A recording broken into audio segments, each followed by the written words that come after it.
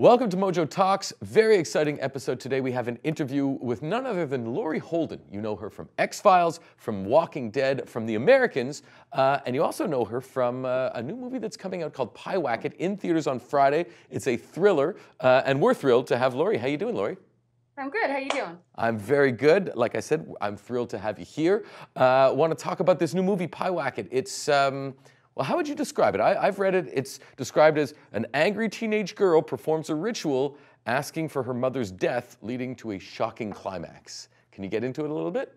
Well, it's basically a story about a young girl whose father passed away the year before. She's in a lot of grief. She's hanging out with the wrong crowd. She's doing drugs. She's dabbling in the occult.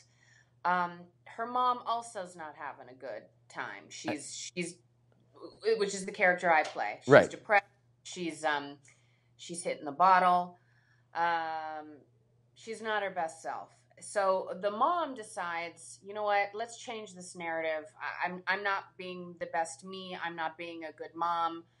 I don't like the road you're going down. Let's move up north. Let's get this cabin. Let's have a fresh start. My daughter thinks that it's a form of emotional abuse and that it's treason. She freaks out, as you know, which is to be expected. She lashes out. She conducts this ritual, not really knowing what she's doing. She summons up the spirit of a witch.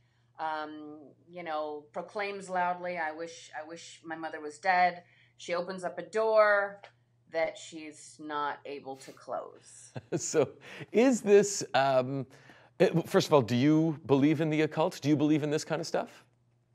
Oh God, I try not to even, I don't even know how to answer that because I literally try to stay away from any sort of negativity as much as is humanly possible. So I try not to even open up my consciousness to that, but I do believe in the duality, and if there's good, there's bad. If there's light, there's dark. I do believe, and one of the reasons I really kind of fell in love with the film is that I really do believe in the power of manifesting things.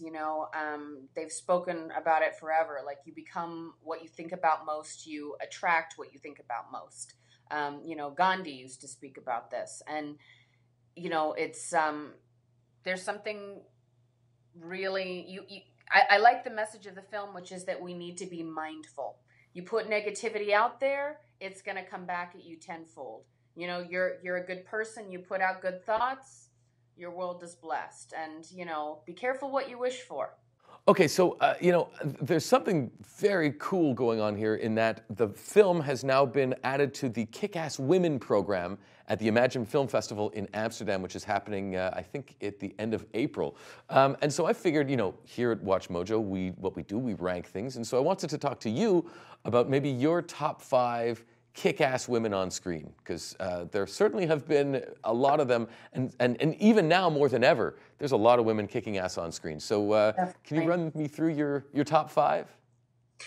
It's hard to say your top 5 because there really are so many, and they come in so many different forms and categories, and it's hard to boil it down. But these are the ones that are off the top of my head about people that influenced me, and people that, today in popular culture, are really having a strong voice. Right. Okay. So starting with Jodie Foster. Interesting choice. I just admire her so much. I mean, as you know, she's an incredible actress, director. She's done prolific films since Taxi Driver.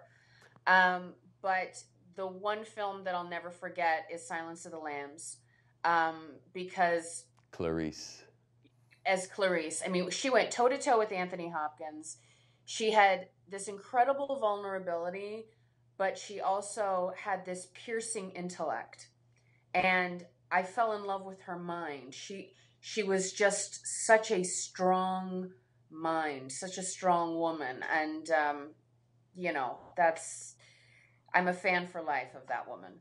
I get the feeling that she's continuing to do that in Hollywood as well. This is not, a kind of limited to 1 or 2 roles or even that one iconic role, but she's directing, she's making her own decisions, and not necessarily playing by the rules. So I really get the sense that this is something that she continues to do. It's who she is. It's her spirit. And I think that when I saw that film, I fell in love with her spirit. I fell in love with her intelligence and how she was able to have that duality of having that vulnerability and that femininity, but at the same time, it's like she had the strength that was just so resilient and very subtle. And who would be number 2 on your list? This is not in order, by the way. Okay, right. So who is next for us to talk about on your list? Sigourney Weaver. Oh yeah, Ripley. Sci-fi queen. You know, I loved her in Gorillas in the Mist and, you know, Ghostbusters and so many of the other things that she did. But of course, Alien and the 3 films that came after that. She was such a sympathetic character. It was really kind of new and innovative. When she shaved her head, she showed a courage and a ballsiness, because if you can do that and rock that, which she did so well, that's like the sexiest form of confidence. And so she's on my list, not only as an actress, but just in terms of, you know, portraying a leader on film and just being a badass. So someone else you mentioned, who I think a lot of people are talking about these days, is Gal Gadot. You know, nobody, I think, could have played Wonder Woman better. Why do you think people are identifying so much with her these days? I think that Gal is like a modern-day Marilyn Monroe. Oh. In the sense that she has this beautiful quality that is so rare, that is gold, where women want to be her best friend and men want to marry her. Right. And so she's kind of the perfect girl universally, because as gorgeous as she is, and she's like this incredible, you know, physical specimen, you're not intimidated by her. You just want to hug her. She's lovable. So, you know, and on top of all the obvious about the fact that she kicks butt in the film and, you know, she's smart and, you know, sassy and funny. But I think that she's just innately just so lovable. And I think she's also proved she has comedy chops. Like, she's not just a pretty face or even a strong pretty face, but she can get the laughs as well. Yeah, she's amazing. Who is next on the list? The next would be Denai Guerrera, who you actually had the pleasure of appearing in on screen with. She played my best friend on The Walking Dead. Mm-hmm. And I think for so many reasons, she's a triple threat. She's a humanitarian. She's doing so much to have other artistic voices being heard. She runs this nonprofit.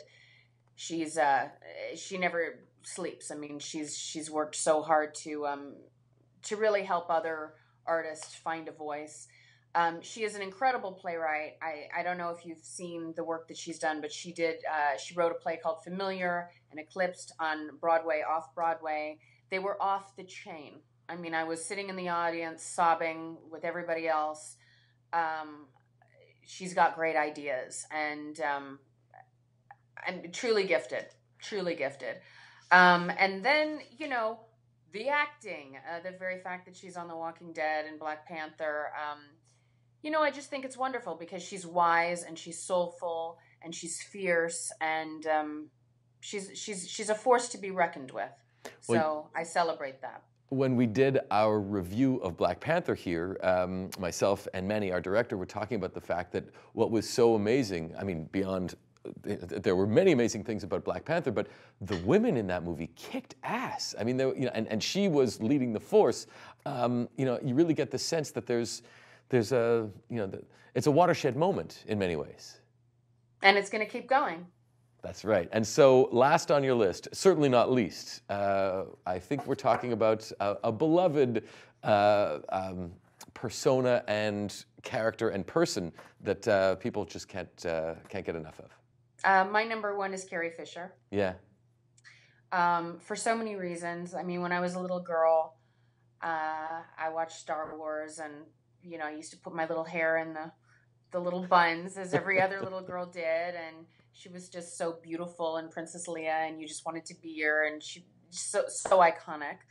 But even more than that, you know, growing up with her and seeing this, you know, lovely, iconic figure that, you know, every little girl aspired to be, is who she was as a person. And I don't want to get teary here, but it's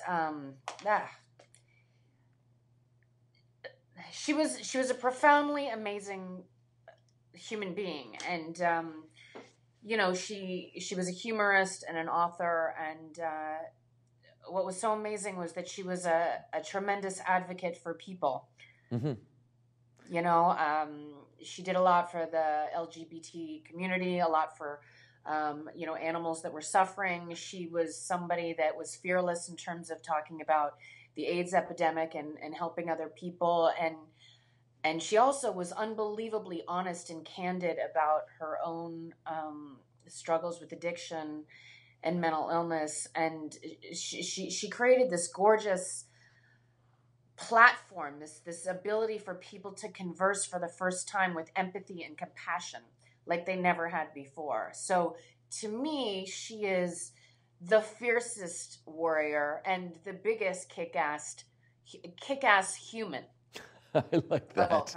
Now, speaking of kicking ass, you have a majorly kick-ass year coming up. 2 huge films, one called Dragged on the Concrete. Is that correct? That's Dragged Across Concrete. Across the Concrete, I'm sorry. In which you play Mel Gibson's wife. Can you tell us, tell us a bit about the film? It's a two-hander with Vince Vaughn and Mel Gibson. It's a cop drama where there are these overzealous cops that are suspended from the police force, and then they delve into the underbelly of, you know, crime in order to get their you know, their past due, because, you know, here they are, they've been like crusaders their whole lives, they've never been compensated properly, and then they finally, you know, go, you know what, we played by the rules, we're still being punished, let's go the other route for a while. And it's complicated. It's complicated because they're heroes throughout. But my character, what I loved about her in the narrative is that she's a former cop. She's suffering from MS. And, you know, the story opens up. We're living in a crap neighborhood. We have no money. My daughter's been assaulted multiple times. And I really push my husband, played by Mel, to think outside the box and make changes and choices that he normally wouldn't.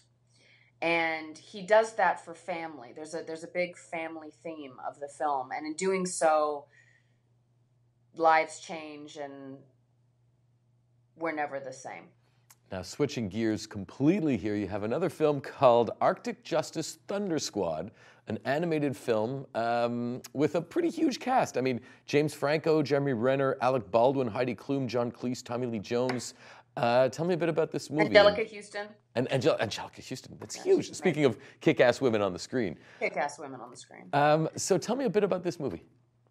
It's really cute. It's an animated movie about a bunch of little animals that they're like a ragtag, you know, misfit group who decide to you know, battle the evil villain who's Von Walrus. Get the name Von Walrus? Who is you know, threatening to melt the polar ice caps and reign supreme. And you play? Well, within this world, I play the top dog.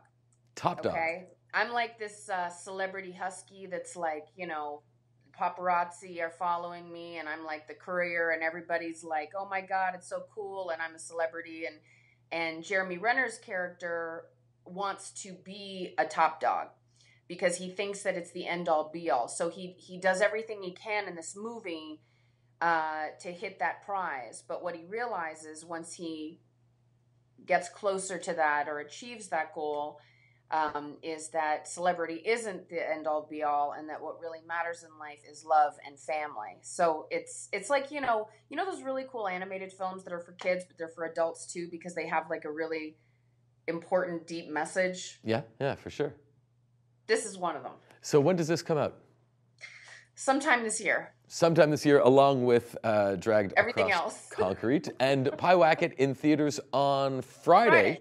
And so go and check that out. And the Americans, a lot of spying going on with the Russians and the Americans. What's it like to be on a TV show that mirrors reality right now? It's surreal. I mean, it's bananas, actually. But no predictions. Is the world? Is everything going to go okay? On the show or in the world? I don't know either. It better go okay in the world. Well, look, if the Arctic Justice Thunder Squad have anything to do with it, all will be okay. Thank you very much. Yes, they will defeat Von Walrus, and they will defeat, all the other bad guys. A bunch of penguins and Swifty foxes. Thank you very much for joining us. It was a pleasure to talk to you, and thank you guys for sticking around. Let us know what you think in the comments, and we'll see you next time. Thank you very much, Laurie.